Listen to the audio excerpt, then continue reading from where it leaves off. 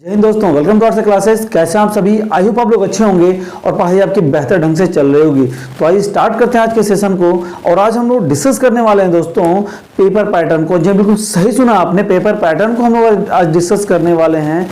UP board examination 2023 जो अभी आपका 16 फरवरी से दोस्तों स्टार्ट होने वाला है, उसमें दोस्तों क्लास 12 यूपी बोर्ड क्लास 12 के जो स्टूडेंट हैं उनकी सबसे बड़ी समस्या ये है कि कुछ स्टूडेंट्स को तो पेपर पैटर्न ही पता नहीं होता है कि किस प्रकार से प्रश्न आपके आने वाले हैं। तो आज हम लोग डिस्कस करने वाले हैं क्लास 12 के इंग्लिश सब्जेक्ट के पेपर पैटर्न को। तो वीडियो में अंत तक जरूर बने रहिएगा और वीडियो पसंद आए तो वीडियो को लाइक शेयर सब्सक्राइब करना ना भूलिएगा। तो आइए बिल्कुल देर न करते वीडियो को हम लोग स्टार्ट करते हैं। देखिएगा, यूपी बोर्ड एग्जामिनेशंस 2023, ठीक है, इंग्लिश पेपर पैटर्न जो आपका इंग्लिश लैंग्वेज का जो पेपर होता है उसके पेपर पैटर्न को आज हम डिस्कस करने वाले हैं क्लास 12।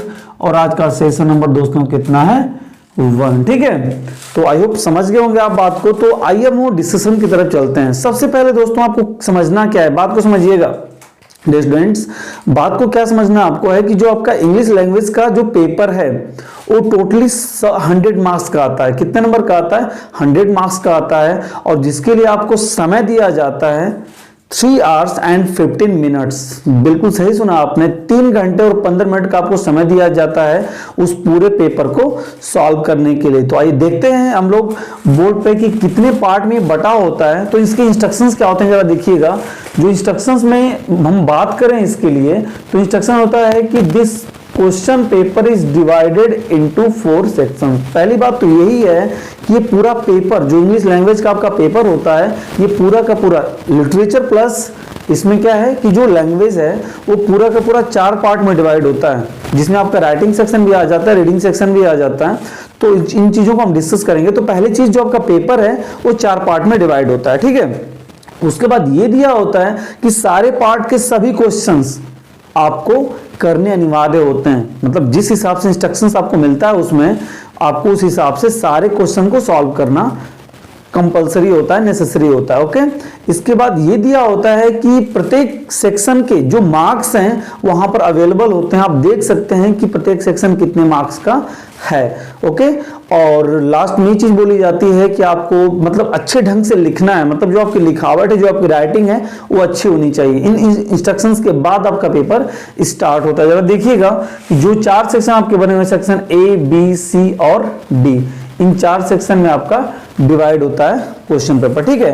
तो जो आपका पहला सेक्शन है इसको हम कहते हैं रीडिंग सेक्शन। क्या कहते हैं? रीडिंग सेक्शन, जो ओवरऑल 15 मार्क्स का होता है, 15 नंबर का होता है। क्योंकि टोटल पेपर आपका 100 मार्क्स का है तो उसमें से जो रीडिंग सेक्शन होता है एकदम कंफर्म है दोस्तों। जिस तरह से मैं आपको यहाँ पे बता रहा हूँ पेपर में भी बिल्कुल आपको वैसे ही मिलने वाला है। तो ध्यान से इन चीजों को देखिएगा कि जो सेक्शन ए है वो आपका रीडिंग सेक्शन होता है जो ओवरऑल 15 मार्क्स का होता है, 15 नंबर का होता है, ठीक है। अब इसमें किस प्रकार से क्वेश्चन आएंगे हम लोग डिस्कस करेंगे। पहले समझते हैं कि प्रत्येक सेक्शन कितने मार्क्स के हैं। तो जो पहला आपका रीडिंग सेक्शन है कितने मार्क्स का है? 15 मार्क्स का अर्थात 15 मार्क्स का है। उसके बाद सेक्शन बी की बात करें तो ये राइटिंग सेक्शन हो जाता है दोस्तों। क्या होता है?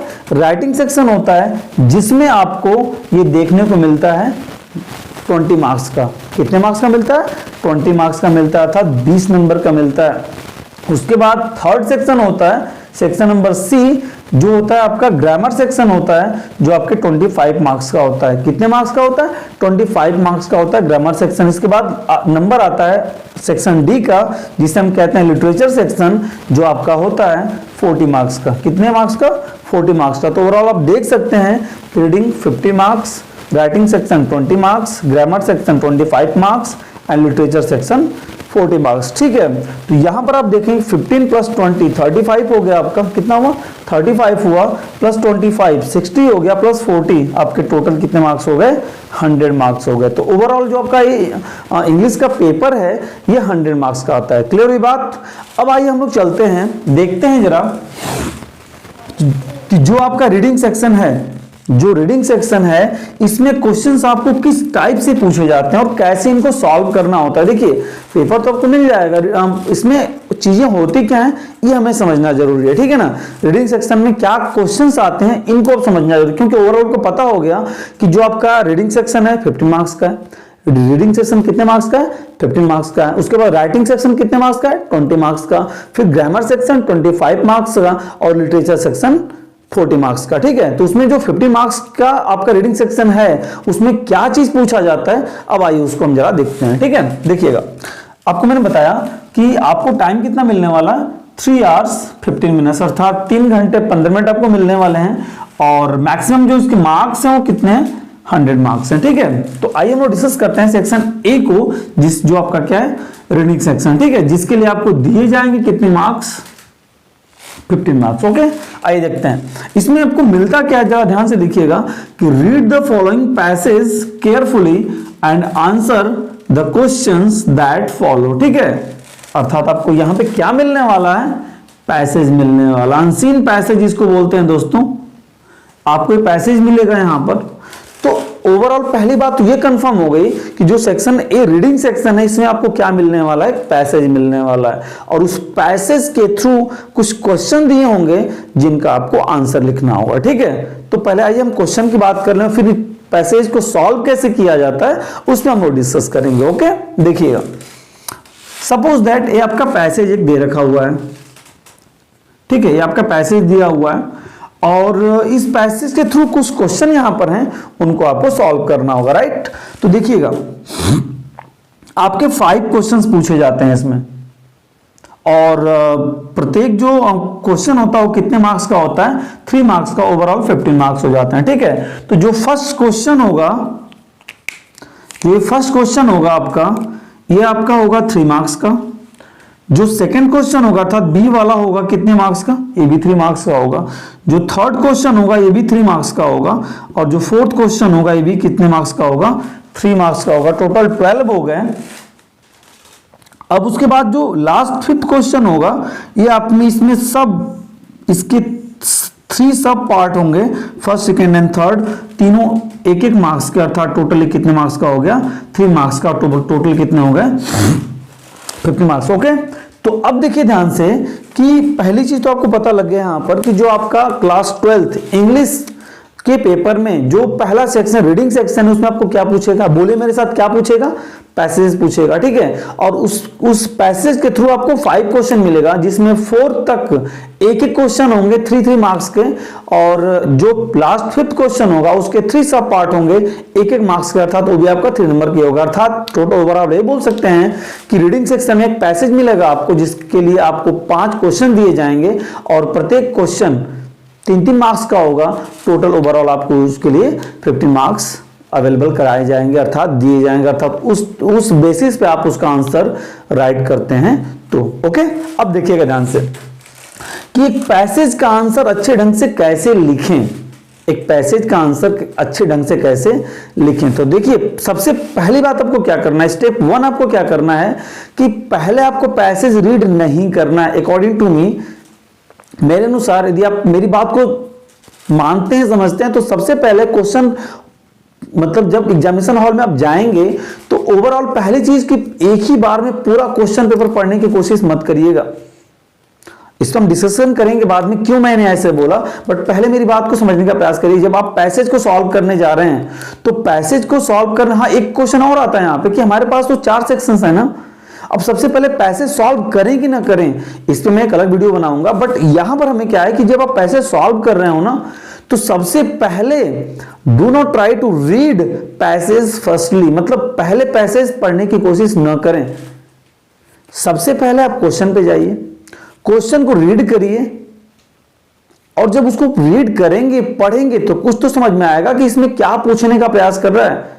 और क्वेश्चंस को रीड करने के बाद उन क्वेश्चन से कुछ न कुछ की पॉइंट जरूर आप टिक कर लीजिए। पेपर में टिक मत करिएगा, दिमाग में उसको रख लीजिए कि हाँ इस क्वेश्चन में ये कीवर्ड लग रहा है जिसके सहारे, जिसके थ्रू हम पैसेज में इसका आंसर फाइंड आउट कर सकते हैं। तो पहले आपको क्या करना है कि सारे क्वेश्चंस को रीड करना है, सीरियसली रीड करना है, और उसको रीड करने के बाद उसमें से कुछ कीवर्ड्स आपको निकालने होंगे, और उन कीवर्ड्स के सहारे आपको पैसेज फिर रीड करना स्टार्ट करना होगा, ठीक है।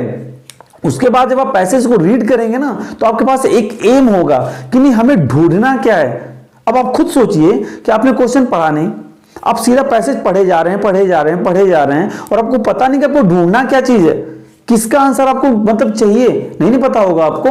तो बेसिकली आपको क्या करना है कि सबसे पहले आप क्वेश्चंस को रीड करिए, और क्वेश्चंस रीड करने के बाद आप क्या करिए कि उसमें से कुछ कीवर्ड्स निकालिए, और उन कीवर्ड्स के थ्रू आप पैसेज को रीड करना स्टार्ट करिए, और देखिए कि उससे रिलेटेड कहीं कुछ उसमें लाइन्स मिल रही हैं कि नहीं मिल रही हैं, और जहां वो ऐसी लाइन मिले आप तुरंत वहां पर रुक जाइए, और उस लाइन्स के आगे पीछे उस लाइन में आप आंसर ढूंढने का प्रयास करिए। इतनी बात यदि आप कर रहे हैं तो जाहिर सी बात है कि कुछ ना कुछ आपको जरूर मिल जाएगा। एकदम ना कुछ आने पर भी आप थोड़ा बहुत कुछ ना कुछ लिख सकते हैं उसका आंसर। तो पहली बात है कि क्वेश्चंस आपको पहले रीड करना है, कुछ कीवर्ड्स निकालने हैं, उसके बाद पैसेज को रीड करना है, और उस कीवर्ड्स के सहारे ही आपको आंसर फाइंड आउट करने हैं। क्लियर हुई बात। अब किस तरह के क्वेश्चंस यहां पर हो सकते हैं, तो देखिए सबसे पहली बात तो है कि ये पैसेज पे डिपेंड करता है कि किस प्रकार का पैसेज है, तो उससे रिलेटेड किस प्रकार के क्वेश्चंस बनेंगे। लेकिन हाँ बेसिकली कुछ हैं कि जिसमें पैसेज के थीम पूछ लिया जाता है, ओकैब से रिलेटेड कुछ क्वेश्चन होते हैं। जहां तक मैंने देखिए लिखा हुआ है थर्ड वाले पार्ट में ओकैब से रिलेटेड, तो जो आपके एक एक नंबर हैं यहां पर ज्यादा संभावना होती है कि आपसे फिगर ऑफ स्पीच पूछ ले उस पैसेज में किसी मतलब लाइन का, या फिर आपसे किसी वर्ड का एंटोनिम पूछ ले, किसी वर्ड का सिनोनिम पूछ ले, कुछ फ्रेजल वर्ब्स आपसे पूछ ले। तो ओकैब से रिलेटेड भरपूर का मतलब ये है कि इन 3 नंबर में आपके क्वेश्चंस जरूर हो सकते हैं। एंटोनिम सिनोनिम वन वर्ड्स में भी हो सकता है, बट हाँ फिगर ऑफ स्पीच हो सकता है, फ्रेजल वर्ब से रिलेटेड हो सकते हैं क्वेश्चंस, तो इसको आपको ध्यान रखना होगा। तो ये पैसेज पे डिपेंड करता है कि किस प्रकार के क्वेश्चंस बन सकते हैं। लेकिन मैं आपको जरूर कहना चाहूंगा कि देखिए यहां पर रिटन वे में है, आपको एमसीक्यू तो मिल नहीं रहा, आपको आंसर लिखना है।